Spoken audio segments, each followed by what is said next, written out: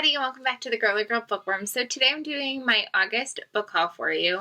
I am going to have to superimpose two photos into this because they're not here yet, but I just don't know when I'm going to get the chance to film close to the end of the month, so I figured, you know what, I'm just going to film this now and we'll throw them in, and you know that I bought them, so it's not that big of a deal. So let's just get started. So I pre-ordered 3 books this month. One is here. The two of the other ones are the ones that I'll have to do photos for. So the first one that I am going to put a photo in here for is the Final Gambit. And this is the third and final book in the Inheritance games. This is one that I have played back and forth with. Do I keep the pre-order? Do I not keep the pre-order? I really liked book 1. Book 2 I didn't really love. And I'm worried that I'm not going to remember everything in order to read book 3, and I'm scared that I'm not going to enjoy it as much, but I've heard really good things about it, so I'm hoping that is the case, that I'll really enjoy it instead. So I kept my pre-order for that one, so that will be here soon. And then the other book that I pre-ordered this month was Amari and the Great Game. This is the sequel to Amari and the Night Brothers. I am so pumped for this one. I cannot wait for the sequel. I really loved Amari and the Night Brothers. It was probably one of my favorite books that I've read last year. So I've been dying for the sequel. So hopefully that one's good. And the other one that I pre-ordered was The Magic of Lemon Drop Pie by Rachel Linden. I tried to get this one on Netgalley and they rejected me, but I was like, it's fine because it's gorgeous and beautiful and I want this on my shelf. This is about a pie maker who is granted a magical second chance to live a life that she did not choose.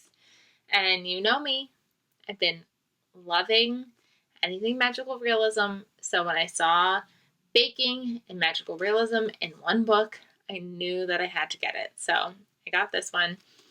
And then I bought a book at complete random this month where I was just on social media and I was seeing a lot of really great things for this book, and I happened to go add it to my wish list, and it was like $13 instead of $24 as a new release, so I grabbed it as fast as I could. And that is Wrong Place, Wrong Time by Gillian McAllister. This is another book, like I was just saying, it's got a magical realism element in it. I need to grab it.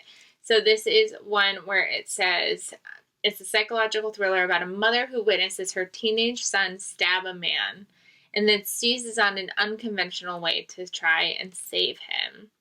So I believe that it's like a Groundhog's Day where she keeps waking up and she realizes that it's the same day and she's got to figure out how to stop her son from stabbing this man. And it just heard amazing things, and I hope it's as good as it sounds. Then I went a little nuts on Pango Books this month, and that's okay because I read 2 of the books that I purchased, so we're good with that, right? So I ended up grabbing The Fastest Way to Fall by Denise Williams. I really liked How to Fail at Flirting earlier this year, and I do have her newest book pre-ordered, and I was like, I should probably read this one before I get that one.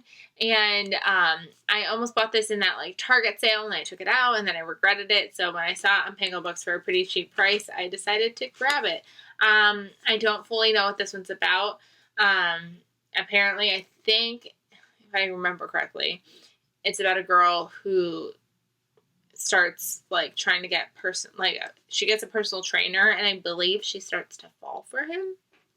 The fastest way to fall.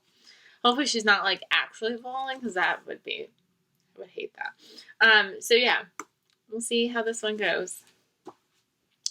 I grabbed Privacy by Nina Sadowski. This is another one who I feel like has been all over Instagram, and I don't actually know if it's any good. I think it's about a therapist who ends up getting targeted by a patient, or her patients are getting targeted by she thinks, yeah, I think that's the case. It's she's meeting with these clients and it's supposed to be private, and then suddenly her clients are getting targeted and she's got to figure out what to do. not positive, but it sounded really good. And look how short it is. I love a good short book. Yeah, it's only 300 pages. That's perfect. Then I grabbed a copy of The Bodyguard by Catherine Center because I love this book so much. This is one of my favorite books of the year, and I didn't have room for it in my Book of the Month box in the month that it was available, July, so I didn't have any room in my box. And I was like, I could wait till it fits in my box, or I could just buy it off Pango Books.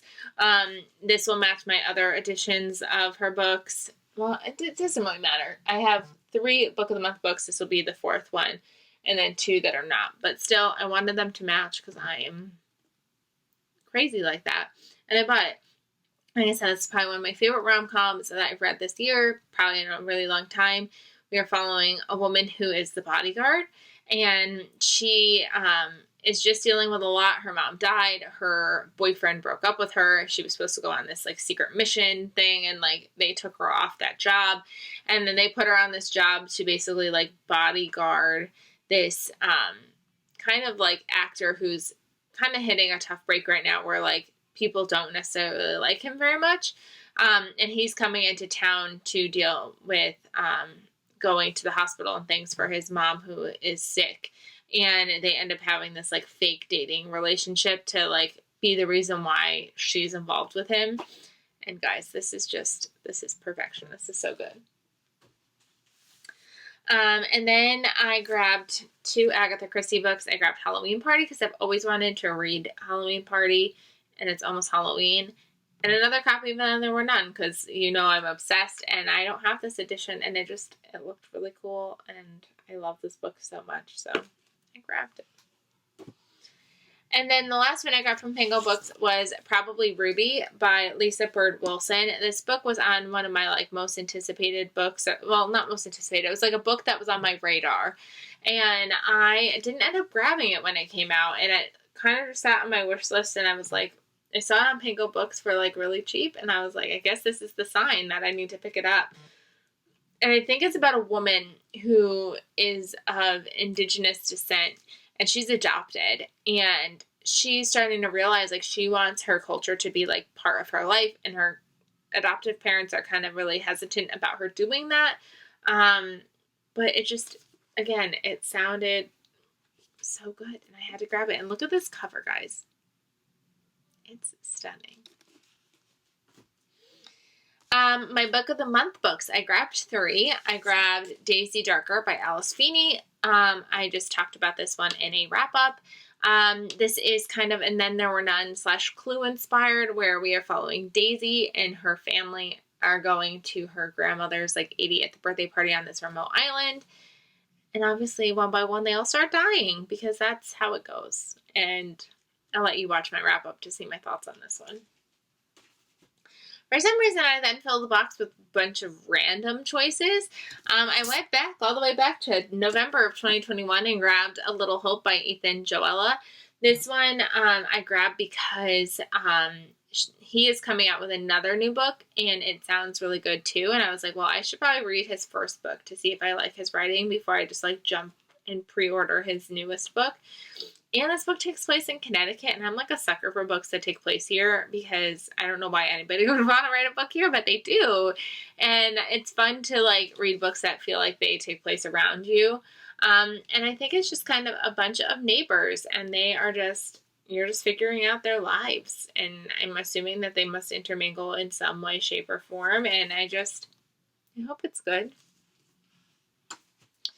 And then I'm shocked I grabbed this one. I never realized how big this book is. So this is a book that was from December of 2019. And this is a book that I have always stayed away from because it has to do with the opioid crisis and heroin. And that's like a big usual trigger for me. I don't like books that deal with drugs. And for some reason, my brain was like, you know what? Everybody loves this book. You need to read it. And I grabbed it, and I don't know. Apparently, it says 2 sisters travel the same streets through their lives, couldn't be more different, and then one of them goes missing. I hope it's good. I'm nervous. let me know your thoughts. Should I be nervous? Did you love this? Let me know. And then I got 3 books for review. I got Mad About You by Amari McLean. Oh, wait, no. It says how to say her name on the back. Vari. Her name is actually Vari. Vari McFarlane. This one I was sent through Biblio Lifestyle and Avon Books and William Morrow. This one is about a woman. She's a wedding photographer, and she really doesn't like believe in marriage and things like that. And then all of a sudden her partner like proposes to her, and she's like, no. And then so she finds herself like broken up. She has to find a place to live, and she ends up living with another guy who, like, I think lives down the hallway or something like that. And he's also like a hopeless romantic who went through his own like wedding disaster. And I heard that it's more focused on like her than like this relationship. So I'm a little nervous, but I think it'll be good. And then I was also sent Stay Awake by Megan Golden.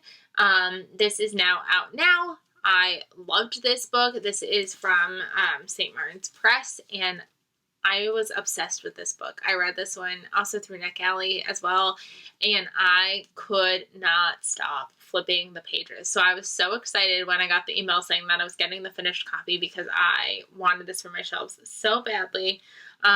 This is about a woman who like wakes up and she like has no idea where she is, and she's got like Stay Awake like written like all on her arms, and it's like on the window of the like the place she's at. There's a dead body next to her, and she's like, so she is like on the run, and she like starts realizing that people are going to possibly tie her to this murder, and we're trying to figure out like what's going on. And we're also following like a past perspective. We're following the detectives that are like on this case, trying to figure out where she is, and just, it was an intense time. I know not everybody loved it, but like I was obsessed and I could not put this down. And then I'm actually currently reading this one. I was sent The Red Cross Orphans by Glynis Peters by HarperCollins. I'm about 7 to 8% in. I want to be reading this faster, but it's just my month. If you've watched my wrap-up, it's not going so well. This one is following a woman named Kitty. She was orphaned, and she wants to kind of give back, so she joins the Red Cross. It's around the Blitz time, and she is... we're really following her and her friendship with other women who joined the Red Cross and the war, obviously. And I think she falls in love with a doctor. So we'll have to see. And then, this is exciting. I was not expecting this part in my book haul whatsoever. Let me put this down. I got a new notebook when I went to Disney. I'm so excited. Because I ran out of pages in my other one. But I entered my local library's like summer reading challenge, and basically like you just, it's almost like a Goodreads where you just enter the books you read, and if you read a book that week you get entered in for a giveaway. And it's funny because the week this happened I actually hadn't entered like any book, so I think it was like a case of like once you were in you were just like always in. So like you got in by reading a certain amount of books, you got in by reading 1 book a week, like you can get extra entries. And I won. And like I said, that week was weird because I didn't actually enter any books. So I don't know how I won, but I'll take it. So I got this mug with lollipops in it, and it's got Albert Einstein on it. And it says, the only thing you absolutely have to know the location of is the library. So that was cute. I'm trying really hard not to show you the back because the back actually has my library in it, and I don't want you to know where I live. And then it came with a Chipotle gift card for 2, so like Patrick and I can get dinner for 2 because it's like 2 meals plus 2 drinks plus a side of chips, so that's exciting. And then it came with books, guys, like books. It came with The Sleepless by Victor Manabo. This one comes out later this month. It comes out in August. And it's about like a world where the pandemic is where people don't sleep. Like some people just like don't sleep, so that it kind of brings you into like the people who sleep and the people who don't, and how like people can take advantage of like the fact that like they're not sleeping so they can make more money. And like it sounds crazy, but this sounds like right up my alley for what I've been liking lately. So I hope that this one is good. We have The Lost Girls of Willowbrook by Ellen Marie Wiseman. I feel like I've heard of this author before. This comes out in September. I'm really confused though, because this is September 2022, and then this says out August 30th. So I'm not sure. Either way, it's out soon. And this is about a state school, like a state-run institution for children with disabilities that was exposed in the 1970s, more than a decade before it was finally shut down for horrendous abuse, neglect, overcrowding, unethical practices, and medical experiments. This is insane. That sounds crazy. So there's that one. And then I also got Roses in the Mouth of a Lion by Bushra Rahman. This comes out in December, and I have not fully understood the background of this book. It sounds like it's in a Muslim American community, and there's some friendship, and I think there's some love. But it sounds like they're like teenagers. So I'll be curious if I like this one. Like, it doesn't look like it's YA. Like, it looks like it's adult. Is it historical fiction? I'm not positive. I think I just saw a date and I thought it was historical, but maybe it's not. Yeah, summer of 1985. So I guess that's historical now. I don't know. But this cover looked really cool. And maybe I'll read it when it gets closer to December. And then this one was cool. It's Susan Mallory's book, The Summer Getaway. I might end up holding this for next summer since summer's kind of already over. But this one came out in March. So, like, I thought that was, like, so cool. Like, the fact that, like, all I did was plug in books and, like, this is a lot, like, of value. This is about a woman who is about to get divorced, and she's about to have, like, a whole bunch of money problems and a mortgage she can't afford. And so now she's got to figure out what to do, because it sounds like her daughter is getting married and it's crazy. And her son won't even think about going to college, and her best friend is also at a brink of marital disaster, and apparently an ex is coming. Like, it just sounds like lots of crazy things is happening, and, like, she just needs to get away, is my prediction. Alright, guys, those are all the books that I got this month. Let me know if you've read any of these down below. I'm really excited for them, and I will see you guys really soon. Bye, everybody.